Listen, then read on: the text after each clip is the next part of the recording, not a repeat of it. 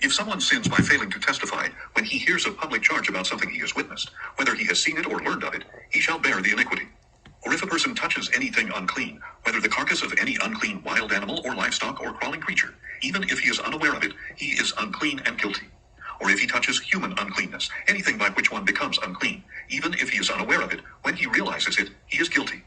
Or if someone swears thoughtlessly with his lips to do anything, good or evil, in whatever manner a man may rashly pronounce an oath, even if he is unaware of it, when he realizes it, he is guilty in the matter. If someone incurs guilt in one of these ways, he must confess the sin he has committed, and he must bring his guilt offering to the Lord for the sin he has committed, a female lamb or goat from the flock as a sin offering, and the priest will make atonement for him concerning his sin. If, however, he cannot afford a lamb, he may bring to the Lord as restitution for his sin 2 turtle doves or 2 young pigeons, one as a sin offering and the other as a burnt offering. He is to bring them to the priest, who shall first present the one for the sin offering. He is to twist its head at the front of its neck without severing it. Then he is to sprinkle some of the blood of the sin offering on the side of the altar, while the rest of the blood is drained out at the base of the altar. It is a sin offering. And the priest must prepare the second bird as a burnt offering according to the ordinance. In this way, the priest will make atonement for him for the sin he has committed, and he will be forgiven. But if he cannot afford 2 turtle doves or 2 young pigeons, he may bring 1/10 of an ephah of fine flour as a sin offering.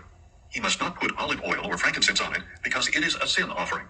He is to bring it to the priest, who shall take a handful from it as a memorial portion, and burn it on the altar atop the offerings made by fire to the Lord. It is a sin offering. In this way, the priest will make atonement for him for any of these sins he has committed, and he will be forgiven. The remainder will belong to the priest, like the grain offering.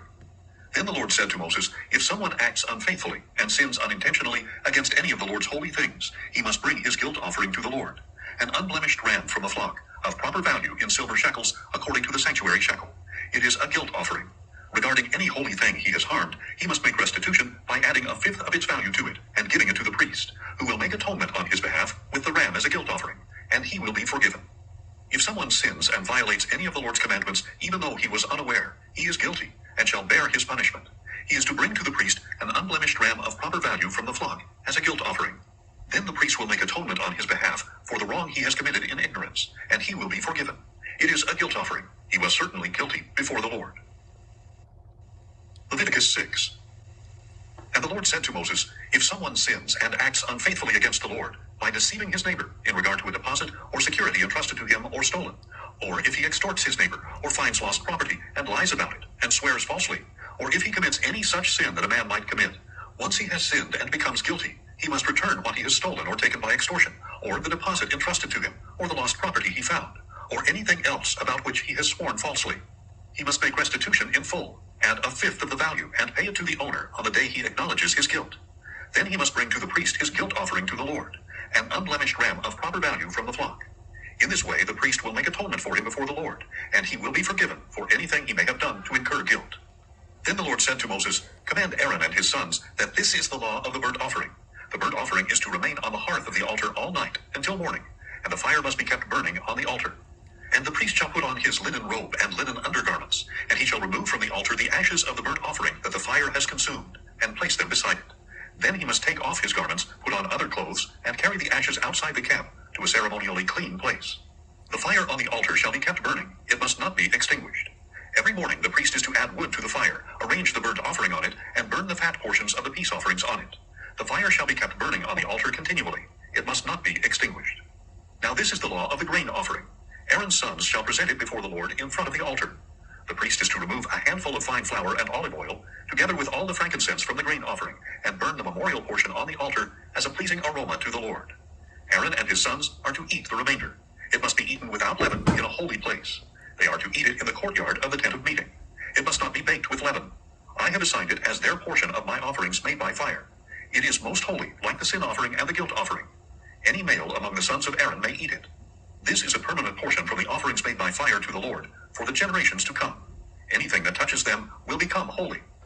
Then the Lord said to Moses, this is the offering that Aaron and his sons must present to the Lord on the day he is anointed.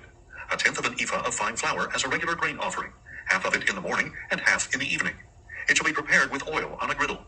You are to bring it well kneaded and present it as a grain offering broken in pieces, a pleasing aroma to the Lord. The priest, who is one of Aaron's sons and will be anointed to take his place, is to prepare it. As a permanent portion for the Lord, it must be burned completely. Every grain offering for a priest shall be burned completely. It is not to be eaten. And the Lord said to Moses, Tell Aaron and his sons that this is the law of the sin offering. In the place where the burnt offering is slaughtered, the sin offering shall be slaughtered before the Lord. It is most holy. The priest who offers it shall eat it. It must be eaten in a holy place, in the courtyard of the tent of meeting. Anything that touches its flesh will become holy. And if any of the blood is spattered on a garment, you must wash it in a holy place. The clay pot in which the sin offering is boiled must be broken. If it is boiled in a bronze pot, the pot must be scoured and rinsed with water. Any male among the priests may eat it. It is most holy. But no sin offering may be eaten if its blood has been brought into the tent of meeting to make atonement in the holy place. It must be burned. Leviticus 7. Now this is the law of the guilt offering, which is most holy. The guilt offering must be slaughtered in the place where the burnt offering is slaughtered, and the priest shall sprinkle its blood on all sides of the altar. And all the fat from it shall be offered, the fat tail, the fat that covers the entrails, both kidneys with the fat on them near the loins, and the lobe of the liver, which is to be removed with the kidneys. The priest shall burn them on the altar as an offering made by fire to the Lord. It is a guilt offering. Every male among the priests may eat of it. It must be eaten in a holy place. It is most holy.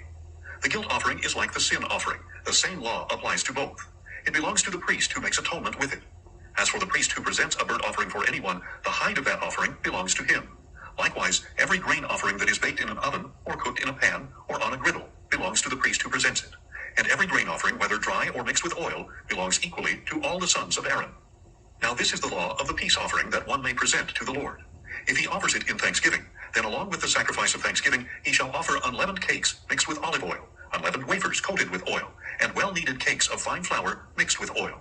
Along with his peace offering of thanksgiving, he is to present an offering with cakes of leavened bread. From the cakes he must present one portion of each offering as a contribution to the Lord. It belongs to the priest who sprinkles the blood of the peace offering. The meat of the sacrifice of his peace offering of thanksgiving must be eaten on the day he offers it. None of it may be left until morning. If, however, the sacrifice he offers is a vow or a free will offering, it shall be eaten on the day he presents his sacrifice, but the remainder may be eaten on the next day. But any meat of the sacrifice remaining until the third day must be burned up. If any of the meat from his peace offering is eaten on the third day, it will not be accepted. It will not be credited to the one who presented it. It shall be an abomination, and the one who eats of it shall bear his iniquity. Meat that touches anything unclean must not be eaten. It is to be burned up. As for any other meat, anyone who is ceremonially clean may eat it. But if anyone who is unclean eats meat from the peace offering that belongs to the Lord, that person must be cut off from his people. If one touches anything unclean, whether human uncleanness, an unclean animal, or any unclean detestable thing, and then eats any of the meat of the peace offering that belongs to the Lord, that person must be cut off from his people. Then the Lord said to Moses, Speak to the Israelites, and say, You are not to eat any of the fat of an ox, a sheep, or a goat. The fat of an animal found dead or mauled by wild beasts may be used for any other purpose, but you must not eat it. If anyone eats the fat of an animal from which an offering made by fire may be presented to the Lord, the one who eats it must be cut off from his people. You must not eat the blood of any bird or animal in any of your dwellings. If anyone eats blood, that person must be cut off from his people. Then the Lord said to Moses, Speak to the Israelites, and say, Anyone who presents a peace offering to the Lord must bring it as his sacrifice to the Lord. With his own hands he is to bring the offerings made by fire to the Lord. He shall bring the fat together with the breast, and wave the breast as a wave offering before the Lord. The priest is to burn the fat on the altar, but the breast belongs to Aaron and his sons. And you are to give the right thigh to the priest as a contribution from your peace offering. The son of Aaron who presents the blood and fat of the peace offering shall have the right thigh as a portion. I have taken from the sons of Israel the breast of the wave offering, and the thigh of the contribution of their peace offerings, and I have given them to Aaron the priest and his sons, as a permanent portion from the sons of Israel.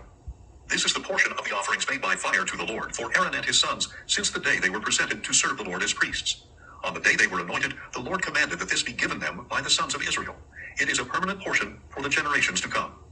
This is the law of the burnt offering, the grain offering, the sin offering, the guilt offering, the ordination offering, and the peace offering, which the Lord gave Moses on Mount Sinai, on the day he commanded the Israelites to present their offerings to the Lord in the wilderness of Sinai.